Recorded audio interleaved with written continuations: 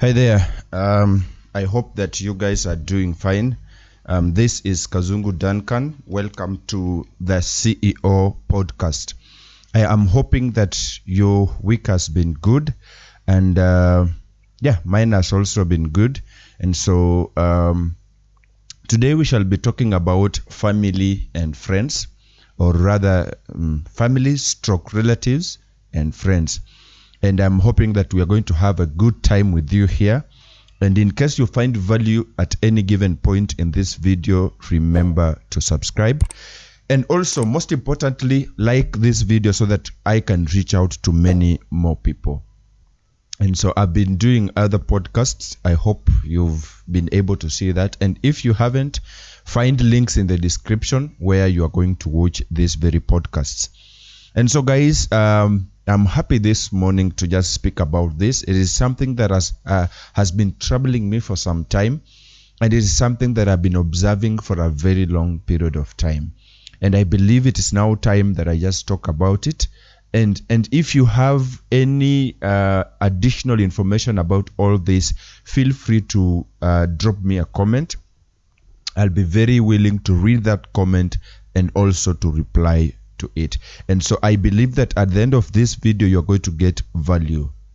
And if you would like to see more of my podcasts, please remember to subscribe and turn on the notification bell so that you can be notified every time I post. I'm hoping that I'm going to be consistent throughout my posting, and so I won't be delaying so much to post and all that stuff. Much of the speaking, let's get into this.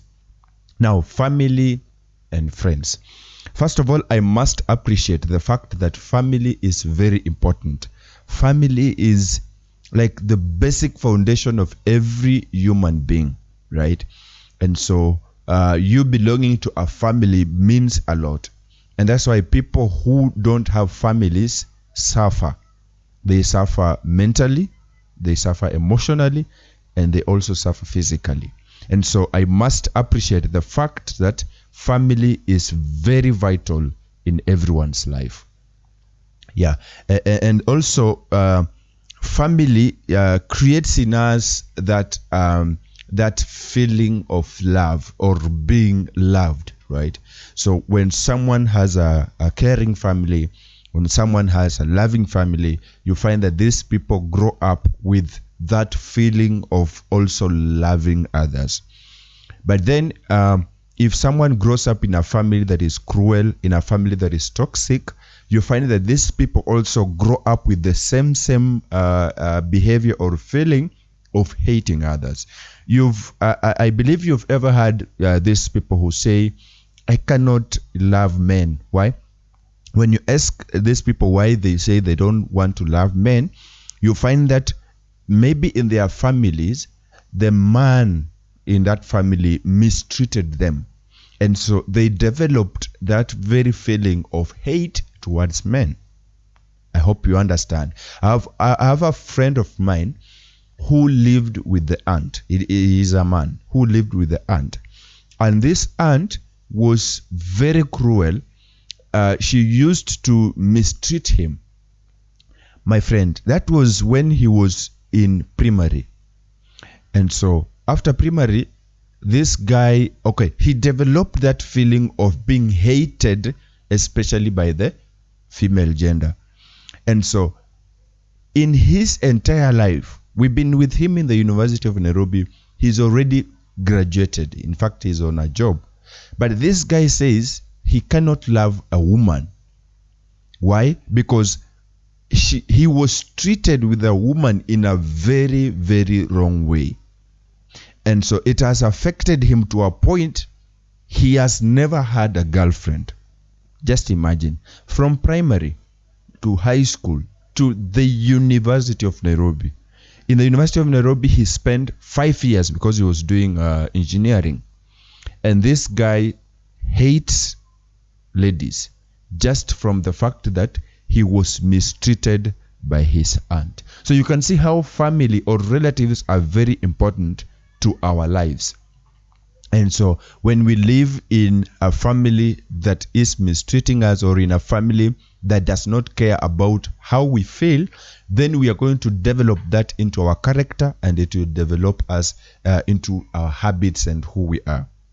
But then if you live in a family that is supportive, a family that is loving, you will grow up with that loving heart. That's generally about family. Now, when you come to friends, friends play, yes, it's an important role to most of us, right? And that's why somebody said, show me your friends and I'll show you who you are. Because friends are able to shape your character, are able to shape your habits. Because remember, these are people whom you spend time with. And for example, if you are in school, then you have friends at school. So most of the time, about 6 or 8 hours you spend with the people in school. Then if you're a day scholar, then you go back home, you have maybe 6 hours to spend with your parents or your family, right? And if you're in a boarding school or in a university, you find that you spend almost all the time with your friends. So you'll find that these people are affecting you in one way or the other, right? They are helping you to develop that character, to develop that habit. And that's why you find when somebody joins, especially in a university, it is because of the friends that person will change. I've had an experience with a friend of mine. We joined the same year and we were in the same hostel, in fact, in the same room. And this guy came in when he was clean. He was just a person whom you would love to be around, and he was all over with jokes and all that. Then in first year, that was good. Then in the second year, he started changing a little bit because of the company that he had. And so I realized that this guy now started taking alcohol and using weed and all that. And this thing affected my friend up to a point he couldn't, think anymore just like a man. He started, having, what do I say? He ran mad at some point because he was taken to even Madare and he was treated. Right now he's a bit okay, but those effects are still there. He still behaves so funny. So friends are also important because they may help you be a good person or be a bad person. All right, so that is generally about friends and families. Now, my issue now comes to the side when you are in need. You need some help and these people are there. So who comes through for you? Maybe I may ask you as my viewer, who comes through for you? Is it your friend or is it your family? You can drop me a comment before even I share mine. Okay, even if I can just share a little bit of who my family is. I've lived, say, in a tricky place or in a tricky situation because I was told that my father rejected me at the age of 3 months. And when he rejected me, so my mother moved with me from Mombasa to Kibwezi, then from Kibwezi to Kakamega. And so I've lived almost the entire of my life in Kakamega with my uncles. And so I was rejected. I've never seen my father because I was at the age of 3 months, you can imagine. And so when I was in class 4, my mother passed away. I guess that was in 2004, 2005. She passed away. And so I was left with my grandma. And my grandma took me as her own child. May her soul rest in peace. She died in 2015. And so she took me as her own son. And I remember she used to tell the people around, this is my last born, and no one should jog around with him. And so I felt that love of a father and a mother from my grandma. And so we just lived the two of us before the sons and the daughters came back. But anyway, it was a bit tough, but I thank God for everything that happened, because I believe everything that happens has a reason. And so when she died when I was in Form 4, it was so much bitter to me. Okay, I joined the University of Nairobi and life began, because now remember, I'm all alone. And she was the only person who could protect me. She was the only person who could care about me. No any other person could do that. No, not the sisters to my mom. No. And unfortunately, all her sons had died. So she only had 3 daughters remaining. And these are jobless. They are not married. You can imagine. And so I'm joining a university, the best university in the country. And so I need fees and I need upkeep. And remember, no one else cares about me. And so, first of all, I organized for a fundraise and people came through. And so I got money to join the university. Now, after joining, no one cared about me. No one cared about what I eat. No one cared about how I live, where I live. No one cared about how I put on. And so I was all alone. Okay, I don't blame anyone. Maybe God wanted to teach me something. And so, good enough, I had really struggled to look for help. And I moved up and down the whole of December of 2015. I just moved around and tried to look for things and fix things and tried to look for help. And good enough, that help loan came through. And so, when I was in the university, and I could receive my help loan, now I decided to first of all settle fees before I could go to any other thing, because I knew there is no one who could help me. And absolutely there was no one. No one could be willing to help. Everybody cares about their own life. So it is you and your God. And so I remember at times I could go hungry. I could get that 25,000 from help. I withdraw everything and go and pay, and then I remain without. And so, my friends, it was a very challenging time for me. I felt bitterness, but again I told God, if it is your will that I should go through this, then let it be, because I won't force anybody to come through for me. I have no friend, I have no family member who cares about me. I have no mother, I have no father. And so I just depend on you. And God was faithful, and I met friends. And that's why I'm so much pleased to talk about this issue of friends. And so I had friends from my class, and they could really help me. And I remember when I was in 3rd year, there were 2 months where I had no shilling, absolutely no shilling. That is when I believed that you can lack for 2 consecutive months without even a shilling. And these guys realized that Duncan is no longer the same as he was. We don't see him going to a place of eating. We don't see him doing such stuff. So they decided to come and ask me, hey, have you eaten? And now, because I felt I don't want to be a burden to somebody, I said, no, I've eaten. So I don't really have a problem. But these guys could tell me, you are lying to us. We have not seen you go to eat.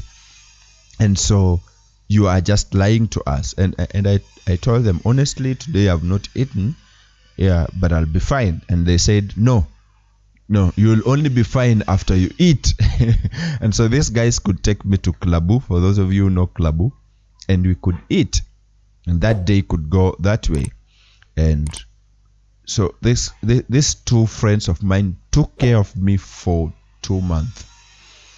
And I just want to send a word of thank you to them. One of them is Samuel Omoding, and the other one is Edgar Were.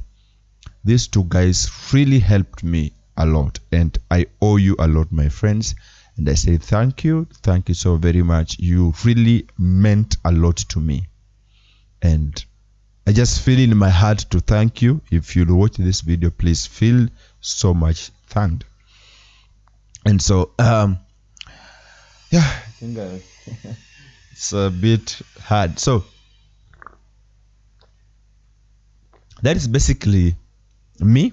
I haven't told you everything because it's a long story, my friend, and I don't want to bore you with my story, but just know that I had no family to take care of me, and I had friends to take care of me. And so my perspective of family and friends is very different from your perspective. And so don't quote me wrong. Don't quote me wrong, please. If you have a family that takes care of you, that's a different issue. And if you have family and friends who take care of you, that's different. You will agree. And so my perspective of family and friends will differ from yours, maybe by a bigger percentage. I don't know. But don't judge me, because this is me and I know what I've been going through. And maybe a question is, have you had friends who've come through for you where your family could not? Or it's this way. Have you had friends who helped you when your family could not help you? It's not that they cannot help you, but they can try to help you. Yeah. Because I want also to send special thanks to one of my moms, the younger sister to my mother. She had no job. She had nothing. But she just felt in her heart, whenever she gets 500 shillings, she could send me. And so maybe in a month, she could send me 500. After 2 months, she could send me another 500. I really appreciate it, because she is not working. She's just in the village. But she could feel, I guess Duncan is going through some stuff. Let me just send him 200 shillings. Let me send him 500 shillings. And you could find that this money was helpful. For those of you who've gone to campus, you'll realize that even 100 shillings is so much for a comrade. And so my mom, Judith, I want to say thank you so very much for being there for me.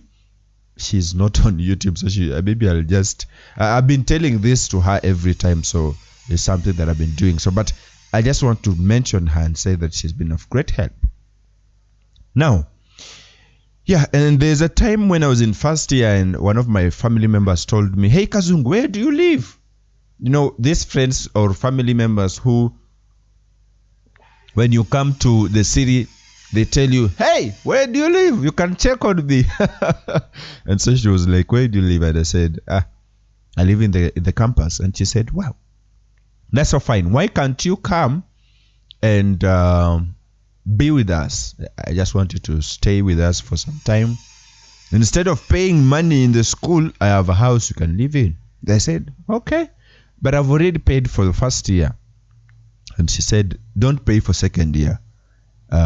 But in the meantime, you can be coming at my place. You know my place, live there, you can live with me." And I said, like, oh my goodness, at least there's someone who thinks about me.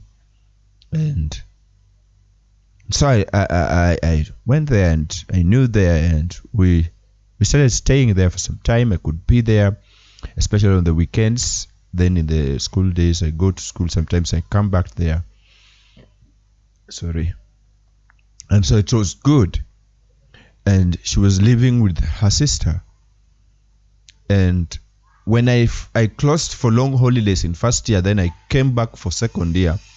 When I came from Kakamega, I dropped in her house, and I found that she had her little sister. And just after a day there, and when we were about to take breakfast, and the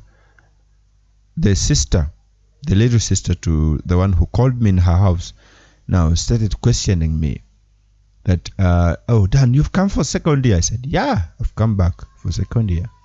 And she was like, "Do your family know where you are?" And I was like, "You are part of my family, only that you are my step family, right? My grandpa had 3 wives. So they are from the other family. And I said, but you're still my family. Okay, in my heart I said that. But I said, loudly I said to her, yeah, they know I'm in school. And she asked me, and where will you be living? I was like, I'm in the house.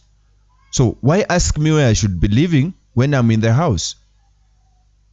And so, okay, I just told her, no, I'll be living in school. But in my heart, I felt I'm already in the house. That's when I realized the Swahili saying that says, akufukuzae hakuambii toka. And so, when she said that, it just rang in my mind, I'm no longer needed here. In short, I'm being told, your time here has expired. So you need to go back to school. And thank God they had already opened the hostels. And something told me, please go apply for hostels. Remember, the sister had told me, don't apply for second year hostels. Just come and stay with me. And I said, in my heart, I will do. I applied for hostels. So I was given a room. And so, by then, I had not been given a room by then. But a friend of mine had been given a room. He was from geology. So he had been given a room. And so I asked him, hey, can I come over so that I can be there for some time? And he said, you can come. And so I just left that house that day. I didn't wait for someone to tell me you can now go. Because if I'm being asked, where will you live? And she added that, because here you see things are tough and we don't want to strain anyone. And remember, she buys nothing in that house. She just eats what has been provided. She doesn't pay rent. She doesn't pay any bill in that house. She's just like me. And so when she said that things are tough, and I was looking at her and I was like, this girl doesn't want me here. So I walked away. And since that day, I said to myself, I'll never go back there. Maybe to just go say hi, but not to sleep there. And since that day, I've never slept there anymore. And so that's why I'm telling you, my perspective of family and friends is different. See, this is my family, and one of them feels uncomfortable when she sees me. And so family sometimes can be tricky. And okay, I don't know how about you. Let me know, how have you been viewing your family, or how has it come through for you? You can just let me know, because it is something I really want to know. Because for me, I guess to a bigger percentage, family has not played a bigger role. But I appreciate for the few things they have been doing for me. I appreciate, and I don't take it for granted, right? Okay, let's talk about friends. So, this year, the beginning of this year, in January, I felt like I should come back to Nairobi.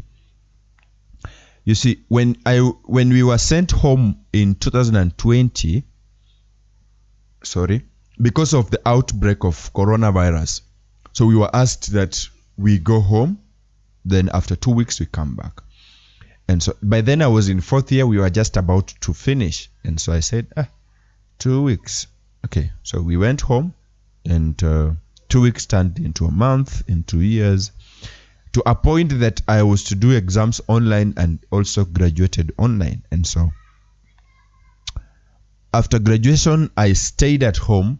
So I've been at home for how long?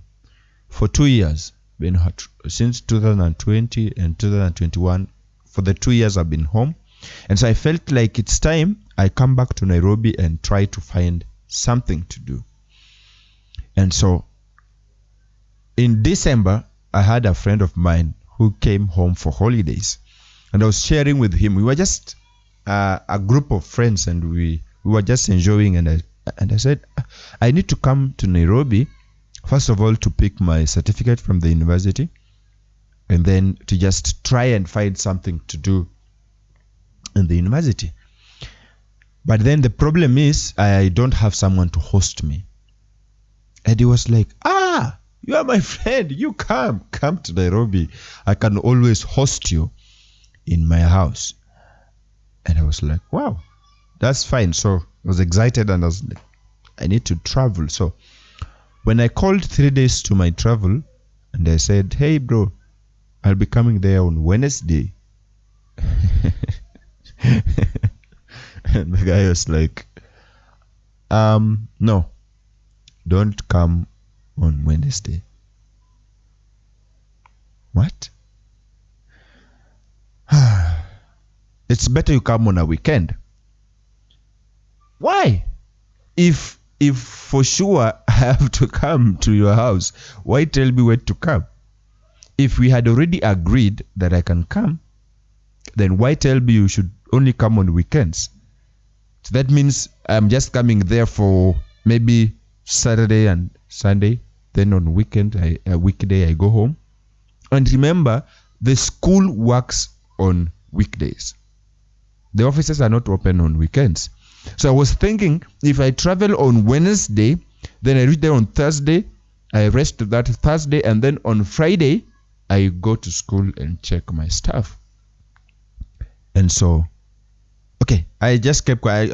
I never replied that, and I just kept quiet, and I talked to a friend. Immediately when I heard that, something came into me and said, you are not needed in that house.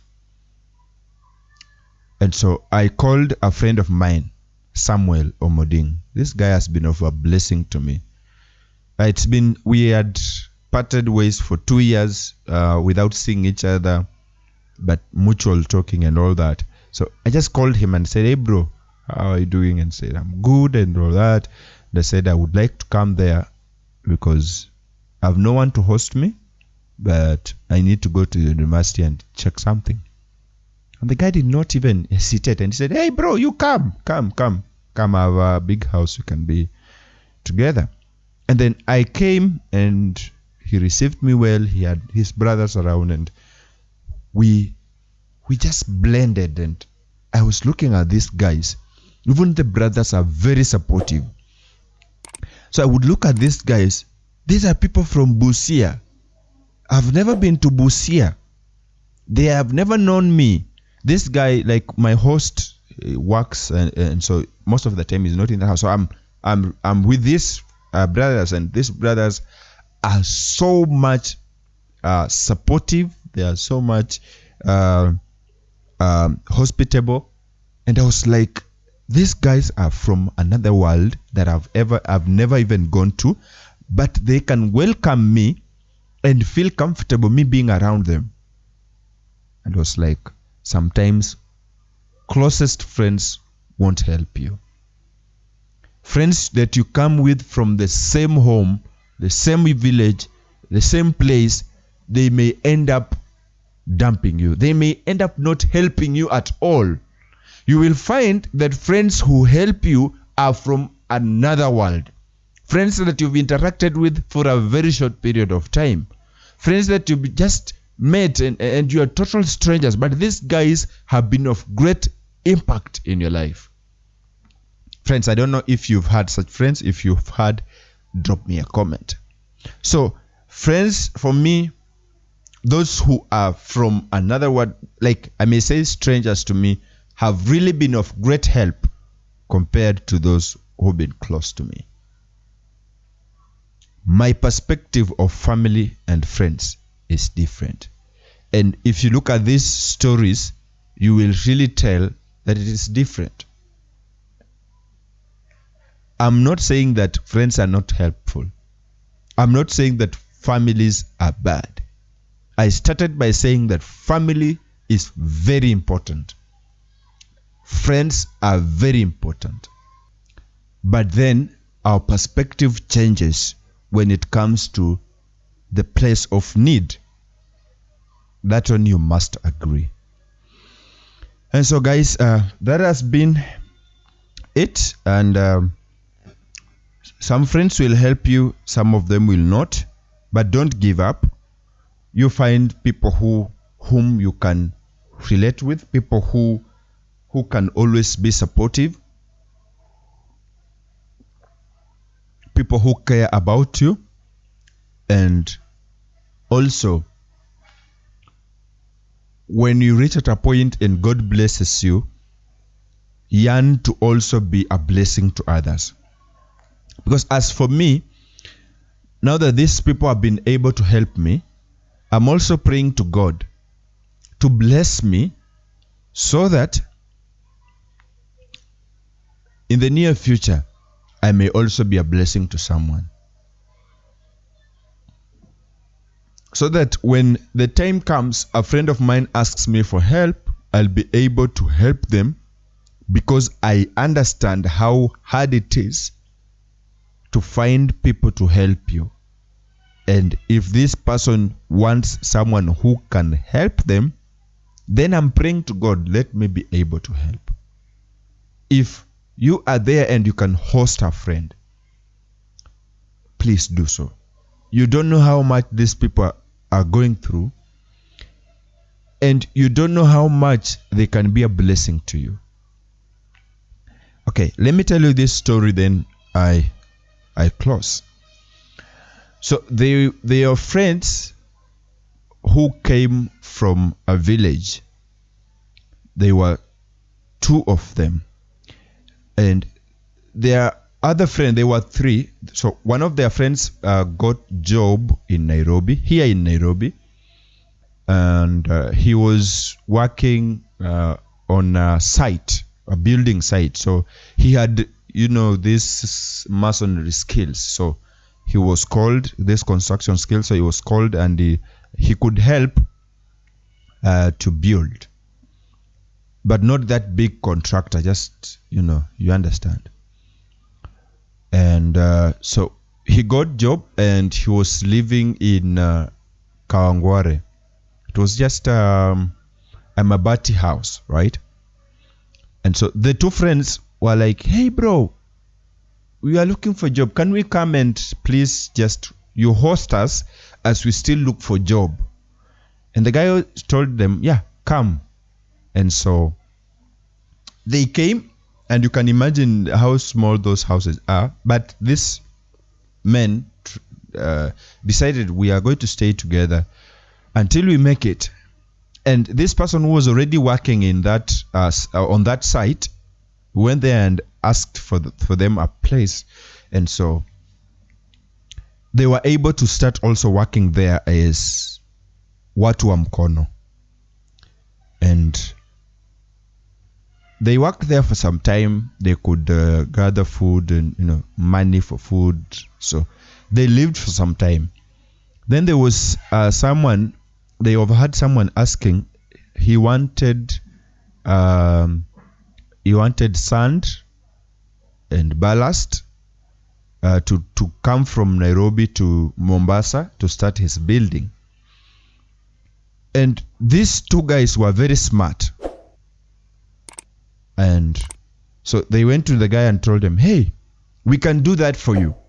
We can give you the sand that you want. We can give you the ballast that you want.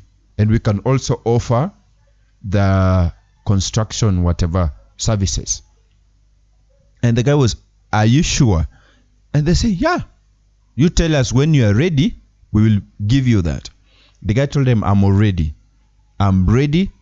I need this amount of, tons of sand. I need this amount of tons of ballast. Now, these two guys went to their contractor where they were working. First of all, they shared with the person who hosted them. Remember? You remember that guy who is hosting them? So they told the story, and the guy was like, oh, I can talk to my contractor, then we see how to fix this. And so he went ahead and talked to the contractor, and the contractor, it was on a Thursday. And he was like, now that this job, we are not coming on job on Saturday and Sunday, I'm trusting you with this stuff. There were materials that were to come on that site, to work on that site. But he told them, I'm giving you this, but I want these cars or trailers to be here by Monday morning. The guy was, no, it will be here by Sunday evening. And so they took the material that were coming on that site and they went to Mombasa, a place they have never been. And the guy just gave them direction. And so they brought the material that this guy wanted and in a good shape and good quality. And this guy was very happy. And he told them, and you said you can also offer construction services? And they said, yeah. He gave them the contract. So they made sure that the cars plus the money for the material is back. So they calculated so that they can pay back at the site for the material they took. They pay for the cars and also they get something for themselves.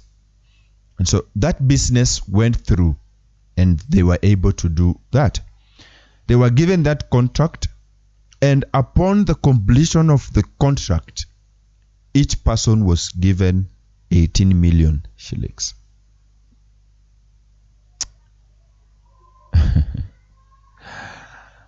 This is a true story.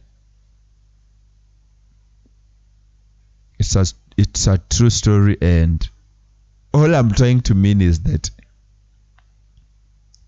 you don't know whom you are welcoming in your house. You don't know. If this person could say, I don't have a house, or I don't have a space for you, he couldn't be 18 million shillings richer. If he could say, my house is too small, I can't host you, he couldn't have 18 million. These guys are now rich. They started their own company and they are doing stuff with their own company. Just from a simple act of inviting someone into your house. And this person is so bright that he can get a job that will change your entire life. And right now, these people have a company. They are still friends. My message to you is, if someone asks for help, please be there to do that. You don't know how much this person means to you. And so I hope that you've got value from this video. I don't want it to get emotional, but I hope that at the end of the day, you've got value from this video. And if you can just do me a favor, like this video and also share it to your friends so that they can also learn about this. I need also to reach out to many more people, right? And also let me know which topic you'd like me to talk about next. You can drop me a comment below. Also, let me know how you feel about the issue of friends and family, and that will do me just fine. I'm hoping that I'll be doing this frequently, and I'm hoping that it's going to be of great help to all of you. So let me know down in the comments below what other topics you would like me to talk about. And if I get a good machine, I'll start doing live streams so that we can interact one-on-one. But that will take time. But in the meantime, I'll just be pre-recording this and posting on this very channel. If you like my general content, please feel very, very free to hit that subscribe button. And also, I am a graphics designer. If you would like to do graphics design services, please reach out to me. You can also watch my tutorials on this very channel about graphics design, and that will do you just fine. I'm hoping that I will see you in our next video. Until then, remember to keep creating. Peace.